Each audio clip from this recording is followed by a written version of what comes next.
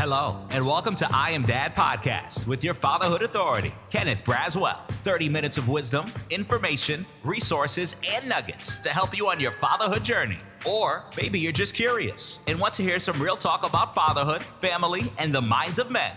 Well, guess what? We got you too. Sit back, grab your pad and pen, and maybe even bring a little something to sip on. Enjoy 30 straight minutes of fatherhood, family, and fun with the fatherhood authority, Kenneth Braswell. Welcome to I Am Dad Podcast. I'm your host, Kenneth Braswell, and I'm here at ERISA. Conference is taking place here in Savannah, Georgia. It is their Diamond Anniversary, 60th anniversary, and I've met some incredible people here. Sat in some workshops, and the intention was to come here and engage. I did a workshop the other day, but I've met so many incredible people. I said, you know what? They asked me to bring the podcast here, and I said, okay. I said, I don't know when I'm gonna get time to do it, but I'm just gonna carve out a day and just knock them all out, about 4 or 5 of them. That'll be good for. And then I met Judge Corpening yesterday, and I sat in on his workshop, Trauma and You. And if any of you have followed or are following the Responsible Fatherhood space now, you know that conversation now is deeply into mental health and trying to understand how do we serve these fathers and take into consideration their mental health and well-being.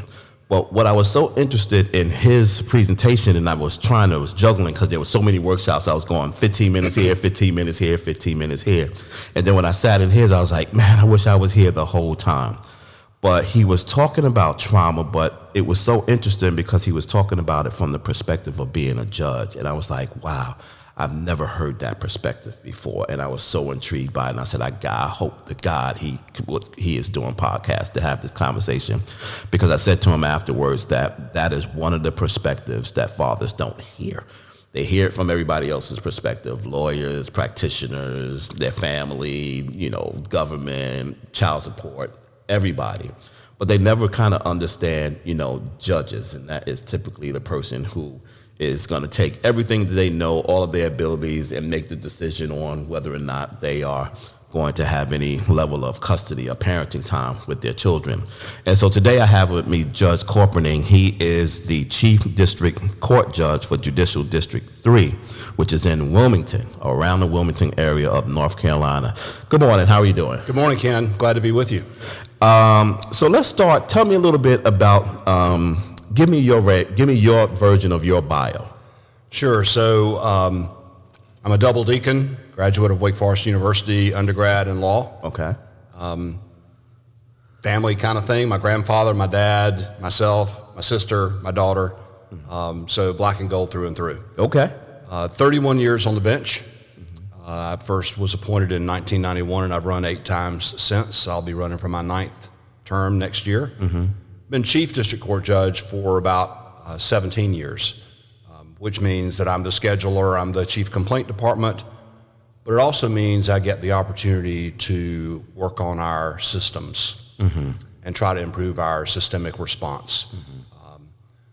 I'm a dad, husband, granddad, family guy. We've got, my wife and I have a blended family, 6 grandchildren, 19 to 1. Love my life, love my job. Blessed to live in a community where I can partner with community partners who are forward thinking and planners, who are strategic thinkers, and who are willing to look for the future to better our response to the folks we serve. And I think that's an important part of my resume, is that I believe that I'm a servant leader. Okay. I'm not the boss. I'm a servant leader. I serve the people who come to me. Mm-hmm. I work for them. You're singing my song. You are singing my song. There's so many things that you said that just resonated with me, but the one thing you said it just now, and you said it yesterday too, is you talked about the fact that you love your job and that you weren't always there. So talk to me about why it is you love your job and what you believe your purpose and calling is in this particular space, and how you transition from where you were to where you are. I'm glad to talk about that, Ken, because it's an important part of who I am today. Some of my colleagues who have not been on the bench the length of time that I have been on the bench can tell me right now what their retirement day is going to be 10 years from now. they're so unhappy. And I think that had I not had a transformation in my career, I would probably be that person, and I probably wouldn't be running again next year. But a funny thing happened along the way. I learned to read. I learned to read about the things and issues that bring people to me. I learned to read about substance misuse and our response to folks who are mired in the effects of opioid use disorder or other substance use or misuse issues. I learned to read more about mental health and what drives people to our court system because of their mental health issues. Learned to read more about the impacts of trauma, about exclusionary school discipline, about school to prison pipeline, and realize that what we have done historically in our court system doesn't work. If you look at North Carolina data on recidivism for our Department of Adult Corrections, for example, about 66% of males will go back to prison. About 55% of women will go back to prison. We need to change the name. We're not correcting anything. We're housing folks, which means at the front end, when we had our first opportunity with folks, we didn't do a great job. And then, so that led me to do some school justice partnership work to try to keep kids in school and out of court. I mentioned to you before we went live that I've partnered with our school system for decades. I'm a 4-time PTA president as a dad, 2 years at elementary school, 2 years at middle school, declined the opportunity in high school, volunteered for 25 years in schools, opening car doors and greeting students every day. Rain, shine, hot, cold, whatever, I was there. And I was there encouraging dads to be involved. Because if I could be involved, then any number of people could be involved. Our school justice partnership work that we started in New Hanover County, where I live, is now going statewide in North Carolina. Okay. We're up to 55 counties that have school justice partnerships now. Started right here in Georgia, Clayton County, south side of Atlanta. Wow. Okay. My friend Steve Teskey there started it in the mid-2000s. I met him. We started in New Hanover in 2015, and now it's part of the Raise the Age legislation in North Carolina. School districts, have to do the work, and the impact, I think, long term, and the connection to dads, is that if we keep kids in school, if we keep kids out of court, if we keep kids off the street, they're more likely to graduate.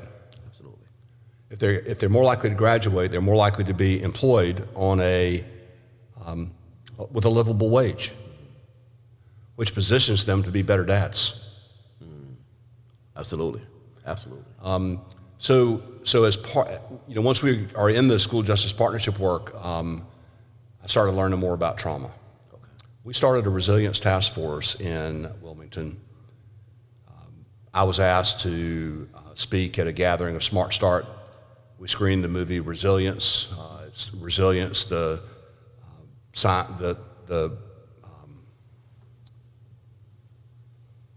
biology of stress and the science of hope. Okay. Great movie, an hour long. It's worth a watch. It was a game changer for me. I mean, I had known something about trauma. I had talked about it in our custody mediation setting. I talked about trauma in that setting. But didn't know the potential lifelong impacts of trauma. And I didn't fully comprehend how important that stable, caring adult in the life of the child really is. But childhood trauma can alter your life forever. Childhood trauma is a significant contributor to the 7 out of 10 leading causes of death in America. Childhood trauma. Not something we did when we were 60, almost 70. Absolutely. What happened to us when we were kids?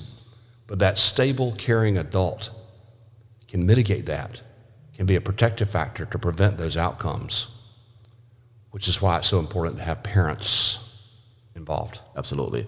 You know, it's interesting that you mentioned ACEs because some time ago I had started a personal campaign, I guess, to convince SAMHSA that fatherlessness should be an ACE. So the way that it is masked in ACEs now is between the two components of incarcerated children and separated and divorced children. In my mind, fatherlessness is different between the two, different than the two of them. I've since broadened the perspective to include both motherlessness, because fatherlessness and parentlessness is the same across the board when you look at the two of them. But because fatherlessness is so pervasive, I think that that is a specific area that we should be focused on when it comes to looking at children and their childhood experiences and how fatherlessness has impacted their lives. And the reason I talk so much about fatherlessness is because I rebel against the term fatherless. And the reason that I rebel against the term fatherless is because I believe, and it is factually true, that there is no such thing as a fatherless child. 100% of all biological children on this planet we call Earth has a biological father. The question isn't if he exists. The question is where he exists. And if you never ask the question where he exists, you never look for him, so you make the assumption that he doesn't exist. Problem with that is we transfer that notion to our children and we tell them that they're fatherless, and they begin to start believing that he doesn't exist, while their heart and their yearning continues to tell them that he does, but someone has told you that he doesn't. And that is what creates, I believe, that hole in a child's heart when they believe that this thing that they need and deserve so greatly doesn't exist. And so this part of this traumatic and trauma work that I want to start with kind of understanding. I think the compassion piece is very difficult for people to have any level of empathy for fathers, period, right? And so how do we shift this and make it about the children? If you don't want to talk about dads, let's make it about the children, and let's look at what this is and how this is impacting children. When you look at the fathers that are coming before your bench, like, how do you see childhood trauma playing itself out? So many of the dads that come to me are victims of childhood trauma themselves. And I think it's important to look beyond the historical ACEs study. Yesterday I talked about 3 realms of ACEs. Some folks suggest that there are 4 realms of ACEs. It's such a big picture, bigger picture than the 10 questions that Folletti and Anda came up with when they studied white, middle class, insured adults in San Diego and the Kaiser Permanente health system, right? It's such a big picture than that. And so, the tree, the ACEs tree, has grown. Some folks are resistant to start adding questions because there hasn't been research on those questions necessarily. But, for example, I've suggested to folks in my community that an ACEs question for my community is, have you hidden under the bed from gunfire? Yes. On more than one occasion. Has a sibling or parent been murdered? Right. But it is so I try to look at, or I try to approach every day with the notion that everyone walks in my door has experienced trauma, and that's my starting point. And so I try to learn more about their journey that's brought them to me. So for the dad who's been absent, why has he been absent? What are the barriers that he's experienced? Is mom pushing him away? Did mom even tell him she was pregnant? Make the list of questions. But what's his journey, and then what can we do to get back on track? What can we do to provide a pathway to being involved? All I can do is provide the path and try to provide some motivation, but I see that as my role, to try to motivate involvement. And I reunified a dad with his 2 kids last week. It was awesome. And he's scrambling. Mom died of an overdose. But he's finding a way. And I told him that I honored his commitment because he had not been as involved as perhaps he should have been, could have been before, but when life changes happened, he stepped up and said, I'm here, I'm ready. I saw a quote on, I don't know if it's Instagram or whatever, I was looking at the other day, and it was a dad talking to his daughter, and he was saying, I'm sorry. But one of the things he said I was sorry for was he was sorry that he had a child before he was ready. We don't take that into consideration that both moms and fathers are having children before they're ready. But I say that to say that as we kind of look at their childhood experiences, the other thing that I don't think we take into account is the traumatic experience of going through what they're going through in the courtroom. Like we don't take into consideration that there's some depression present, there's some stress present, there's some anxiety present, there's a lot of things that are present, and many of those things may be triggering traumatic things that happened in their life before that. Are you seeing a little bit of that as well? Every day, Ken. And one of the parts of my presentation right in the middle yesterday was what trauma can look like when it walks in the room. Ooh, yeah. What are the physical, mental attributes, spiritual attributes? What are the different components of what that can look like in a person's life? And anxiety and activation are the most common things we see. Some folks are activated by walking in the building because of their historical experiences with court or their family's historical experience with court. And if we don't take that into account and address that at hello, then they're not hearing anything we say. And I can try to be as strong an influence in their life as I can be, but if they're not hearing me, I'm wasting my breath. And so I try to recognize whatever I'm seeing as being rooted in trauma and de-escalate that and give them space to reconnect, to be ready to proceed, to be ready to be a part of what we're doing. Because I desperately need parents to be involved in what we're doing, to be engaged in what we're doing, because we're trying to empower them. Most of my work is in child welfare. I want to empower them to be a family again. Right. And if they're not engaged, that's not going to work. And then somebody else is going to be the family for that child. And how sad is that? And so I try to do little things like, good morning, Ken, welcome. Glad to see you again. And then as I listen to things, I'll get reports in from DSS, from the guardian ad litem. The guardian ad litem program in my district is always really good about giving me pictures of the kids as part of their court report. And I will make a fuss about how cute or adorable or handsome or beautiful or whatever, depending on the age.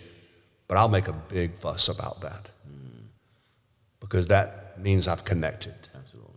Because they'll smile, sometimes they'll shed a tear, sometimes they'll want to show me more pictures. I'll let folks come up with their smartphone and show me pictures, particularly if they've got a baby where they've been spending more and more time with a baby and they've got pictures and they want to show me. And that's a way of making it feel more human for them, helps them feel valued and heard. And I think that when we take the steps, which are really simple steps, to recognize the trauma, to respond effectively to that trauma, then we can engage them and get them on board and working towards more powerful solutions in their life. And I think that's the most significant change in my life in the last 10 years. I've always tried to be effective in the work that I do in court, particularly in juvenile court. I've worked in juvenile court my whole career, not exclusively. Now, by choice, I do it exclusively. Okay. Since 2014, 100% of my time is child welfare and juvenile justice because I've got an opportunity to change lives. At an early stage. At an early stage. Before it becomes a habit. Absolutely. Before it has deep consequences on their lives. Right? You said yesterday, which I thought was so cool, you said that there are times that you come into the court and you have what you call your calm coffee. My calm coffee. Your calm coffee. Cup right here. Why is that necessary? Because I don't think we think about that, judges, as you're watching traumatic event after traumatic event after traumatic event, that wears on you. And I'll tell you this short story. I was interviewing a friend of mine in New York. He's a barber. And he said, Kenny, a lot of times people don't understand that barbers are probably more intimately connected to their customers than anybody else. And I said, Daryl's like, what do you mean by that? He says, I get to see these guys when their babies are born, when their babies die, when they marry, when they divorce, when their parents die, when their siblings die. I get the full range of emotion of this individual if he's that customer. And he says there's something about that spirit when I have my hands on their head that comes into my space. And he says there are times that I find myself after being with somebody washing my hands because I can't get out of my head what this person is going through. And I think that as an analogy, that is probably something that also happens to judges as you're sitting there watching event after event after event, that becomes a part of your spirit, and you have to navigate that. So having that calm coffee is a way of being mindful that these things have an impact on you as well. Talk about that a little bit. I'll be glad to. My county commissioners and my Board of Education call me Batman. I love Batman. Got my ID. But I'm a human being. Batman was a human being, not a super human being. And so I'm affected by the emotions of the moment. Remaining calm and being centered on the folks in front of me has to be intentional. As human beings, we react to things that happen. And so when I have someone who is activated in court because of their anxiety, because of the stress they're experiencing, because of whatever, especially if they are verbal towards me, F-bombs, whatever, the human thing and the natural response is to bow up. But I'm supposed to be the adult in the room who is calm, who is strategic about how things are supposed to go in court. And so my joke about I've got my calm coffee with me today is a reminder that I've got to be intentional about that through this whole day, no matter what happens. Mindfulness is an important practice. And I've got some mindfulness cards on my desk. I've got a resilience app in my phone. It is important for me to be connected and to stay connected and to stay calm. I'm human. There are times that my voice comes up. There are times when my anger spikes, but less than ever in my career. My experience growing up as a lawyer was that the older the judge got, the angrier they got. Wow. Okay. Converse is true with me. I'm a whole lot calmer now than I was in 1991.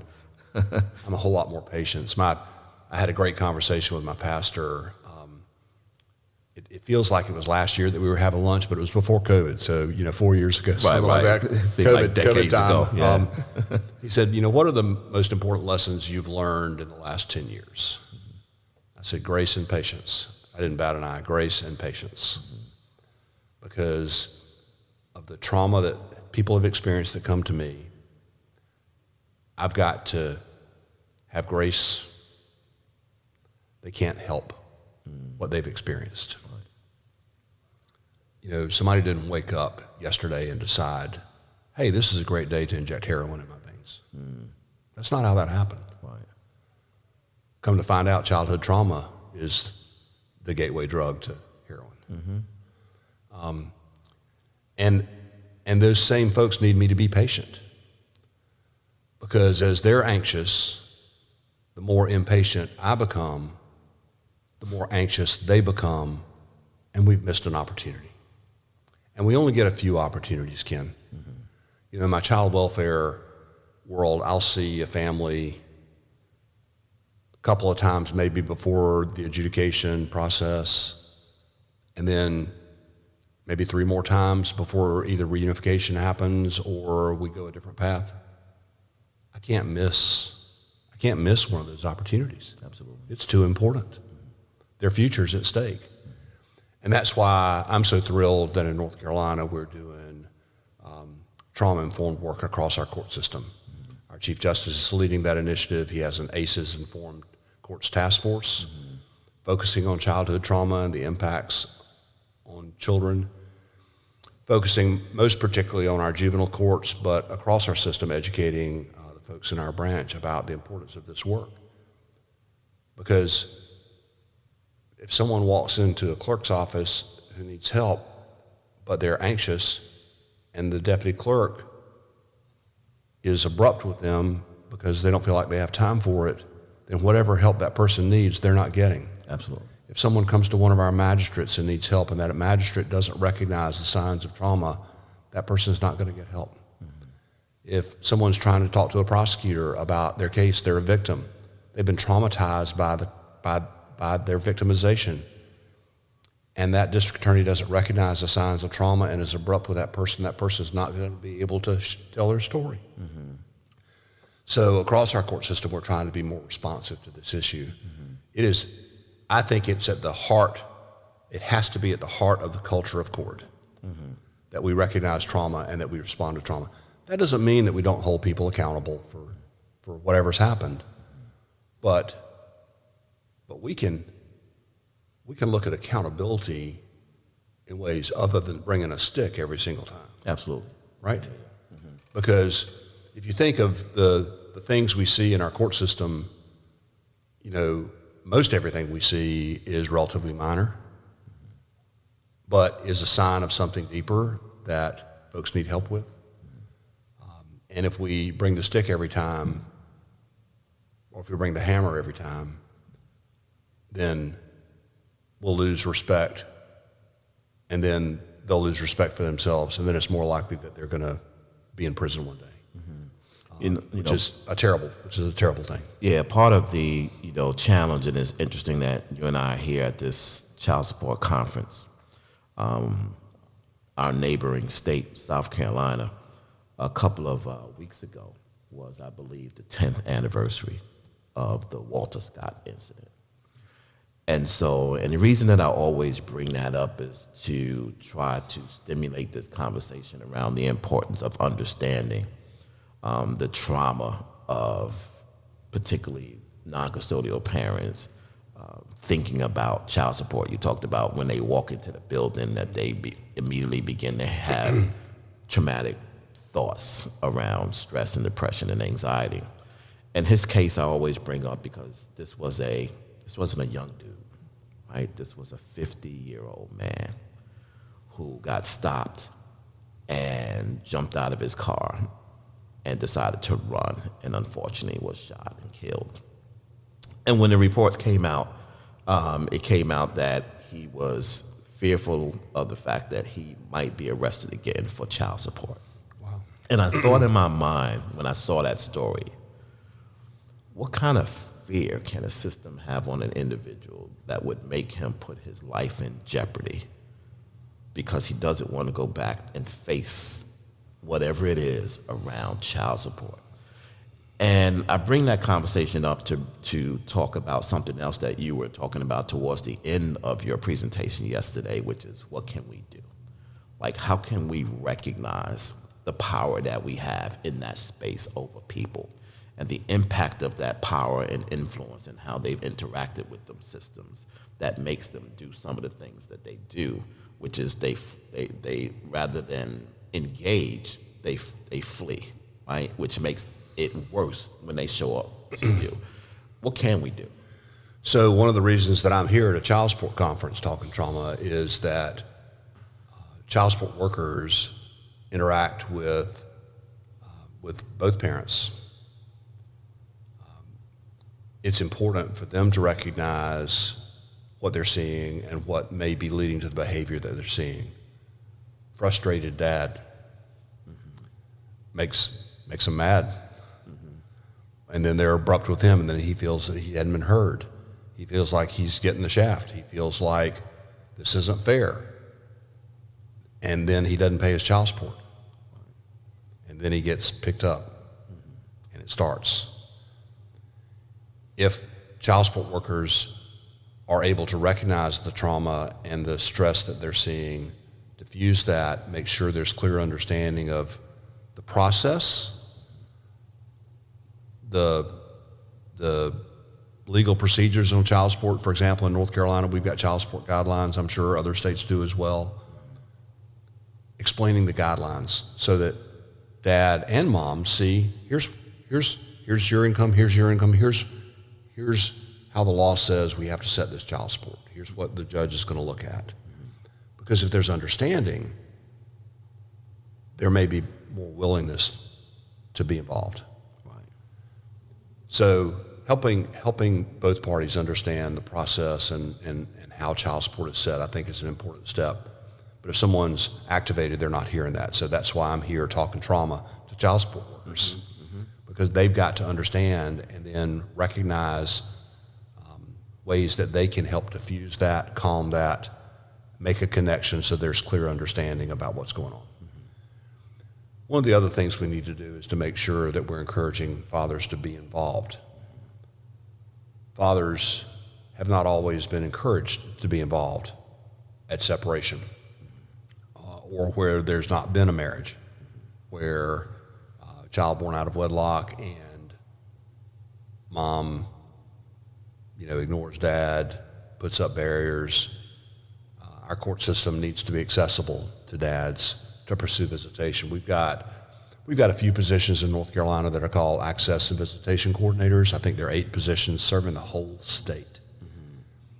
But they work in child support courts to try to make sure dads are connected to resources to get visitation for their children. And I think that making that connection is important because an involved father is going to be a supportive father emotionally, spiritually, financially. But that first step is being involved. Non-involved father isn't going to be there emotionally or financially or spiritually for his child. One of the things that young Williams did in Wilmington a number of years ago was create a fatherhood initiative. This is the Child Support Agency creating a fatherhood initiative. And Carl Roberts, who was recognized at the meeting yesterday with a national award, is the person who came up with the idea. And folks said, why is the Child Support Agency creating a fatherhood initiative and planning an annual fatherhood conference? And her response was because involved fathers are better fathers. Right. And so we actively pursued that for a dozen years or so, and then there was this, that, or the other change, and things fell by the wayside. But for the last 3 or 4 years that we did it, our target population wasn't dads, because we always had trouble getting dads in the room. Our target population was kids in foster care who were aging out in foster care. Okay. To try to help them understand more about parenthood, fatherhood. So for the young men, soon-to-be men, looking like grown men already, who are aging out in foster care, here's some of the things it means to be a dad. And to the young women, here's some of the things it means to be a dad. Right, absolutely. Because you need to understand this too. And you need to understand how important he is. You're important. You need to understand how important he is. And so the response I got from my kids in foster care was very powerful. And I hate that fell by the wayside. But that was it was almost spiritual. Yeah. To talk to those kids. But we need to, and we're going to stay. I've found a new friend. And we're going to help rebuild that. I love what you're doing. I think that, from several of my capacities, I want to commit to helping you amplify this conversation. Because I think that this conversation around trauma-informed, care and resiliency needs to, as you say, not only spread across the judicial system, but also the administrative system, whether it is child support, housing, substance abuse, education across all federal agencies. We should be talking about trauma-informed care as it relates to parents, period. You said something and you ended like yesterday in a space that I always in, which is, I'm going to wind back because there was something else I wanted to say to you as well. I'm very literal in terms, and I think you said it yesterday, terms matter, words matter. It really, really matters. And one of the words that I am beginning to eliminate from my vocabulary is visitation. And I said this yesterday in my workshop that I did. We did a workshop on how do you work with incarcerated parents and parents returning from incarceration, returning citizens. And I said that one of our biggest issues is that we keep telling dads they're visiting. Dads don't visit, they parent. So when they come to a judge, if everyone is saying visiting, the judge is thinking I'm only giving him visiting time. I'm not giving him parenting time. And it always draws me back to my own personal case, right? I've only been in court one time, probably 2 days. And the judge that we had, I love her to death. Every time I go back to New York, I try to send a card or do something when I'm there. And when we went into court, we were there and she looked at us and she said, the two of you seem like two intelligent individuals. Why are you here? She goes, I think that the two of you have the ability to work this out without my intervention. And I suggest you go to mediation. And it was the best thing that ever happened for the two of us. Our daughter is like if the poster child for two parents who understood that it was equally important for us to be in every aspect of her life. And so the interesting thing is, when we were going through, the narrative was you either get a weekend or you get 1 week here, 1 week there, or you get 2 weeks in the summer and nothing else. And we came in and we said we want a 2-2-3 schedule. She's like, what is that? It's like 2-2-3. I said, on 1 week I get Monday, Tuesday, then she gets Wednesday, Thursday, and then we get 3-day weekend, Friday, Saturday, Sunday. And we pick up and we drop off on Sunday. The next week, she gets Monday, Tuesday. I get Wednesday, Thursday. She gets a 3-day weekend. And on Thanksgiving and Christmas, we decide which 5 day, who's going to take the 5 days, and then we pick back up on that Monday. She says, I've never seen that before. I've never done that before. She goes, you think that's a lot? And I said to her, I said, if you have the expectations of me to engage in things in my daughter's life, like education, bonding time, parenting time, then weekends and week-ons and offs doesn't work for me. We have to be intertwined into my daughter's life. And she said, okay, let's try it. And it worked like a charm. It really worked like a charm. And then when she got a little older, because our relationship improved, her mother and I, we loosened up a little bit. Because she's now 13, 14. Okay, you don't have to do 2-2-3. Like, if you don't feel like coming over here, then don't. She wasn't a suitcase child. She had everything that was at my house, that was at her mother's house. She never transferred a suitcase. And it was so effective that the teachers, when we would go to parent-teacher night, the parents never knew that we weren't together. Or the teachers never knew that we weren't together. Because every time she said home, no one knew what she was talking about. She was talking about whatever she was talking about with respect to where she was going. When she said, I'm going home, like nobody knew that she had two choices of home. Right. My house or her house. And so I wanted to kind of draw back on that visitation thing, because I think when we're talking, so we're working with fathers in Atlanta, and one of the things I've been talking to them about is own your fatherhood, right? Own your fatherhood. You have just as much of a right to be engaged in every aspect of your child's life as mom does.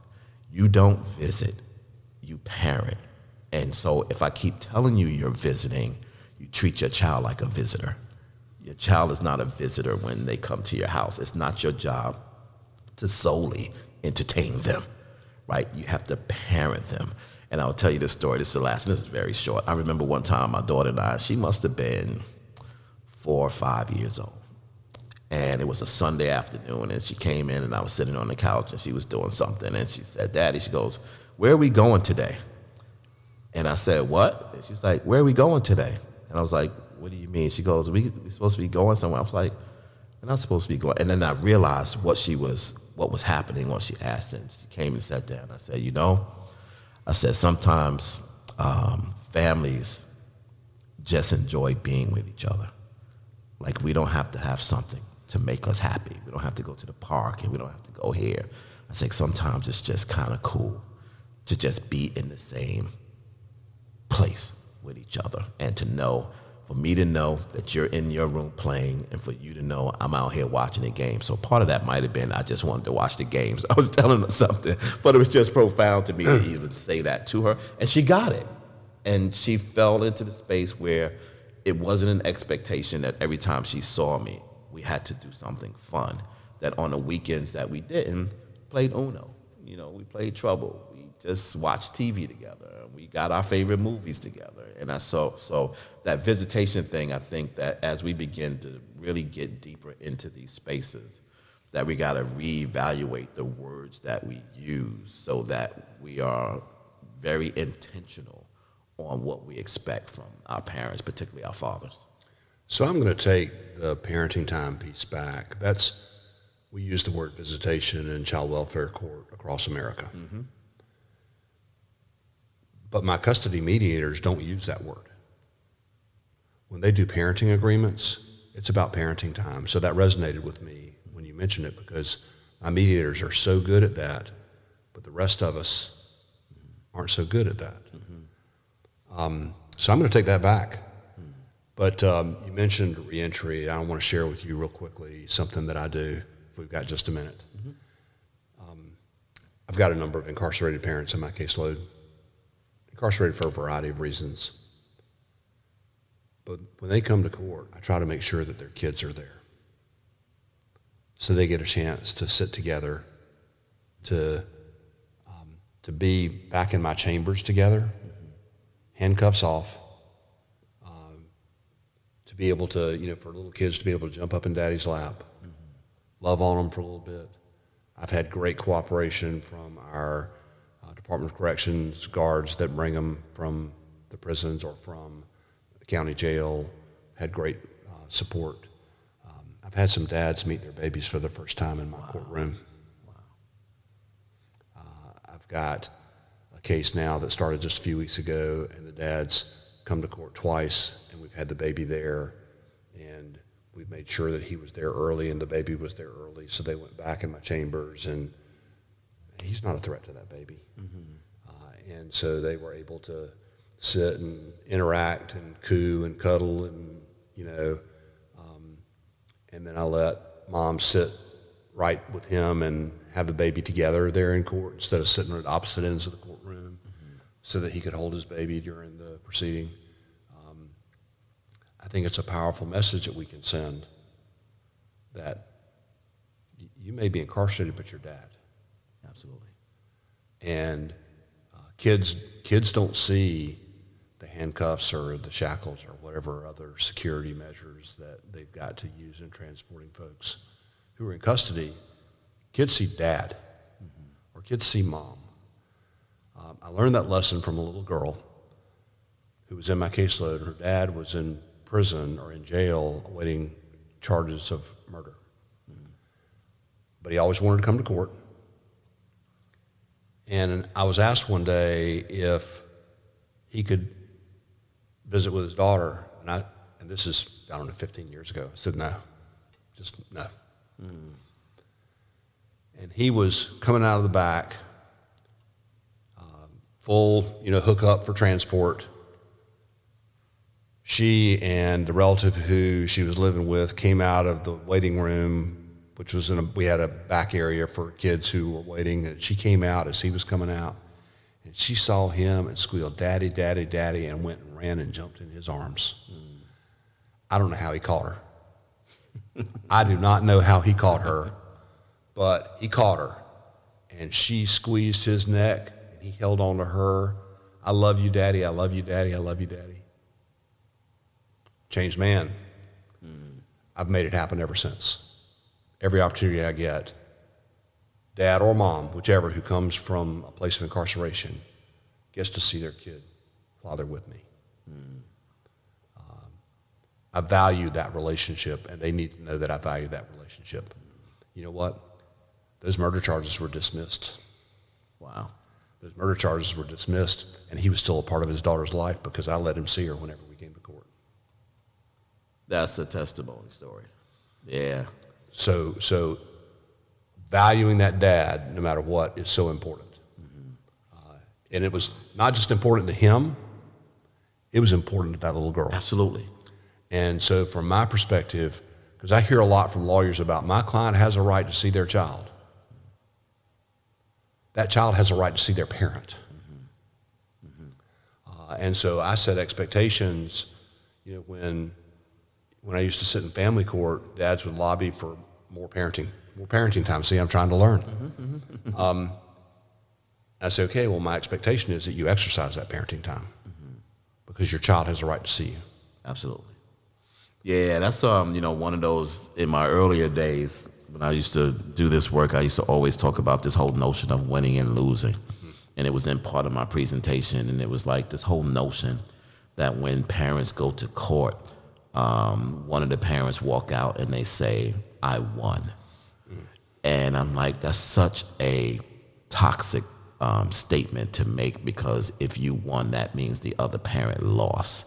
And no parent wants to lose when it comes to their children, right? And that's why I think, not all fathers, but most fathers get so upset because they are feeling like they're losing. And, and I think that this space that we're in when it comes to humans, right? We're like no other agency, right? Like nobody gets, well, some people do, gets mad when the light turns red, right? They don't have any emotional attachment to the street light. They don't have no other agencies have that kind of emotional attachment like parents have to their children, which is what makes this place so emotionally charged, because we are talking about children.